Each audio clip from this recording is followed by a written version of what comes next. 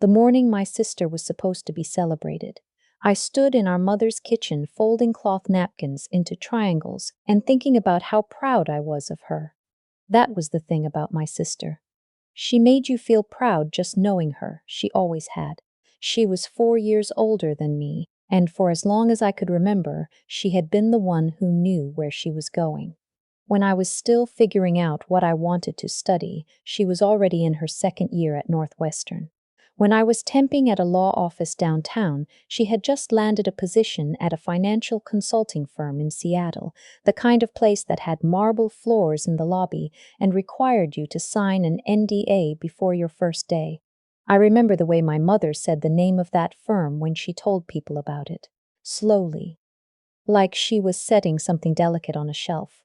My sister had been living out there for almost 11 years. She visited twice a year, sometimes 3 times, and she always came back looking polished and capable in that effortless way that made my mother's eyes go soft whenever she walked through the door. The party that afternoon was my mother's idea. My sister had just been promoted, or so we'd been told, to a senior director position. My mother had rented folding tables from the church hall, ordered a sheet cake from the bakery on Elmwood, and invited everyone who had watched my sister grow up. Neighbors, old friends from high school, 2 of my aunts who drove 4 hours to be there. My husband was in the backyard helping my father set up chairs when he came inside for a glass of water and stood beside me at the counter. He was quiet for a moment. He looked out the window toward the yard. Then he said, low and close, "Has yours ever mentioned who specifically promoted her?" I looked at him. "What do you mean?" He set his glass down. "I'm probably wrong, don't mind me. My husband works in corporate audit. He has been doing it for 15 years. He is not dramatic about it. He doesn't come home with stories, doesn't talk about his cases at dinner, but I have learned over time that when something doesn't sit right with him, he goes quiet before he says anything. That quiet is not nothing." "Tell me," I said. He paused. "I was just talking to your dad. He mentioned the name of her firm. The one she's been at all this time." "Right. I did some work adjacent to that firm about 3 years ago, regulatory review. I had to look into their organizational structure pretty thoroughly." He stopped. "I don't want to make a thing out of this, but the division she's been describing doesn't exist. At least it didn't 3 years ago. And that kind of restructure, to create a division that size, that gets announced publicly, I would have seen it." I put the napkin down. My mother called from the living room asking if we needed more ice. I said yes, just to have something to say. "I want to be clear about something, because I think it matters. My sister and I are close. We have always been close. She is the person I called when I got into an accident on the interstate at 22 and didn't want to worry our parents. She is the person who sat with me on the phone for 2 hours after my first miscarriage, saying nothing most of the time, just staying on the line. There was never any competition between us, no resentment about who got more attention or who was liked better. We were just sisters. We knew each other, which is why the idea that there was something I didn't know felt less like suspicion and more like a physical sensation, something cold and wrong sitting just behind my sternum. The guests started arriving at 2. My sister got there at 2:15, rolling her carry-on through the door and looking tired from the flight in a way that made her seem more real to me than she had in years. She hugged my mother for a long time. She shook my uncle's hand. She held my father's face between her hands and said, "You look good, Dad." And he lit up the way he always did when she said things like that. I watched her from across the room and I thought, no, my husband is wrong. This is my sister, but I kept thinking about what he said. After the cake, after the toasts, after my aunt gave a speech that made my mother cry, I found myself in the kitchen alone with my sister for a few minutes while she refilled her plate. "How's the new role?" I asked. "Exhausting," she said. She smiled. "Good exhausting." "What does your team look like? How many people are you managing now?" She answered. She answered easily, the way she always had. Names, numbers, a story about a difficult client. I nodded. I laughed in the right places, and I thought, she sounds completely convincing. She always sounds completely convincing. That night, after everyone had gone home and my parents had gone to bed, My sister and I sat on the back porch with the last of the wine. It was the kind of night that felt like it was holding still, no wind, the neighbor's dog quiet for once, the street light making a pale circle on the driveway. She said, "I'm glad you're here." I said, "Me too." And I said nothing else because I didn't know what I was going to do yet. And I didn't want to do it wrong. I spent the next 3 days in my parents' house, sleeping in my old room, watching my sister move through the space she'd grown up in. She was relaxed in a way she almost never was when she visited. She helped my mother reorganize the linen closet. She went to the grocery store with my father and came back arguing with him about which brand of coffee was better. She sat on the floor with our old photo albums and narrated them like a tour guide. She seemed lighter than I had seen her in years. That bothered me more than I expected.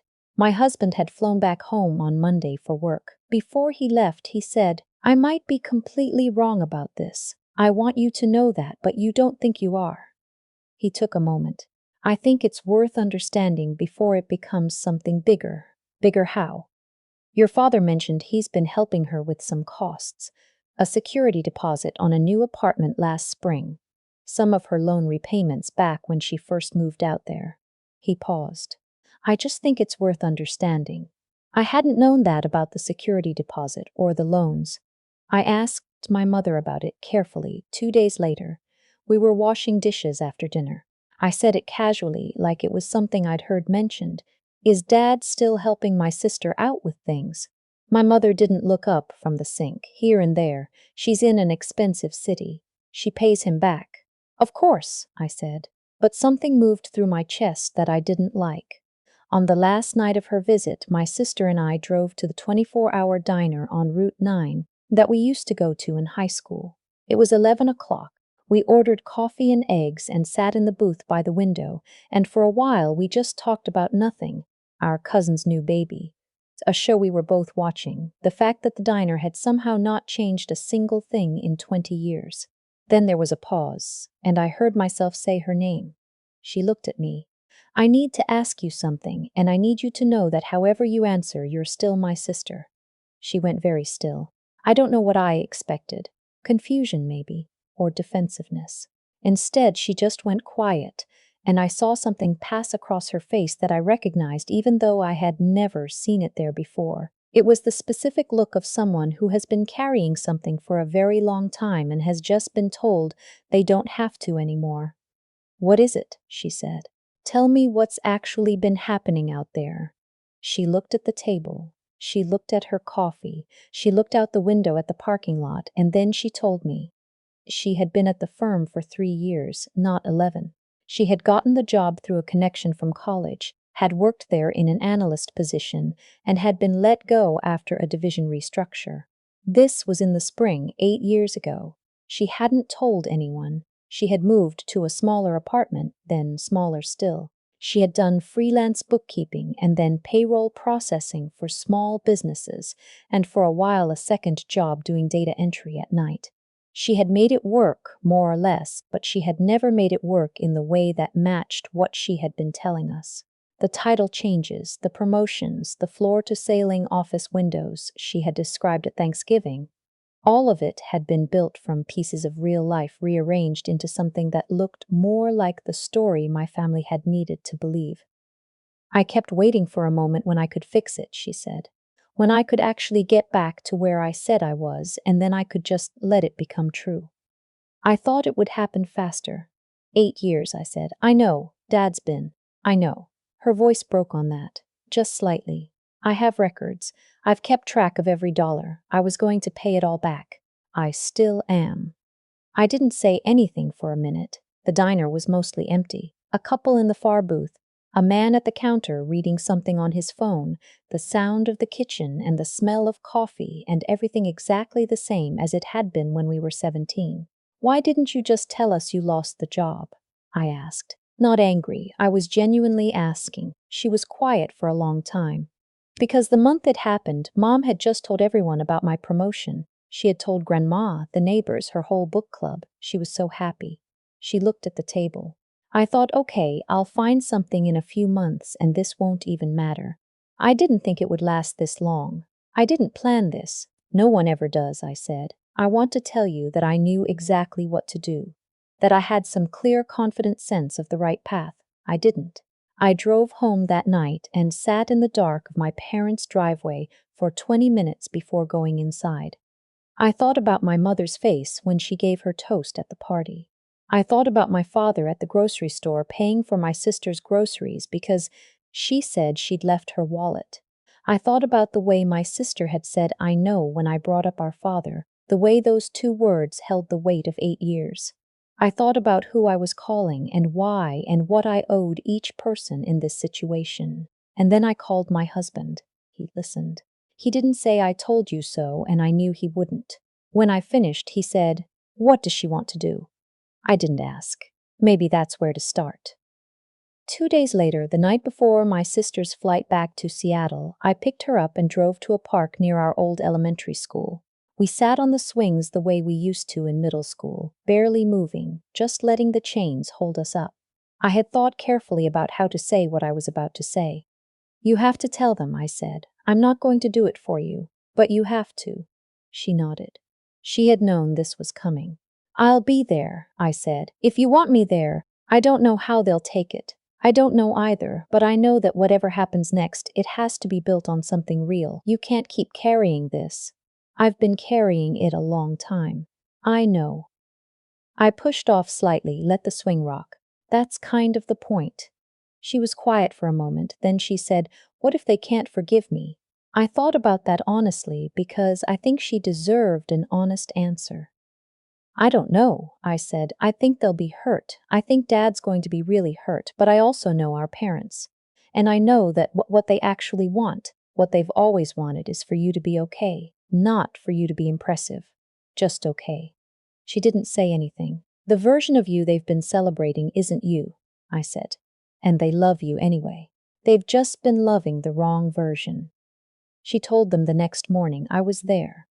I sat at the kitchen table with my hands in my lap and watched my sister tell our parents the truth about the last 8 years of her life. My mother cried. She cried early and she cried hard, and I could see that some of it was grief about the lost years, but some of it, the most painful part, was guilt. She said twice, "I didn't mean to make you feel like you couldn't tell us." My sister said, "I know. This wasn't about you." My mother said, "But it was a little." And my sister didn't argue with that. My father was quieter. He sat with his coffee going cold in front of him, and he asked 2 questions. First, he asked about the money. How much, which amounts did she have the records? She said yes, she had the records. He nodded. Then he asked, "What are you actually doing now? The real thing." "Freelance accounting, some remote work for a property management company, stable enough, not glamorous." He nodded again. Then he said, "Is it enough? Are you eating?" And something about that question, so practical, so entirely him, made my sister start to cry in a way she hadn't yet, and my father got up and put his arms around her. And I looked at the window over the sink and thought about how the things we're most afraid of are never quite the shape we've made them in our heads.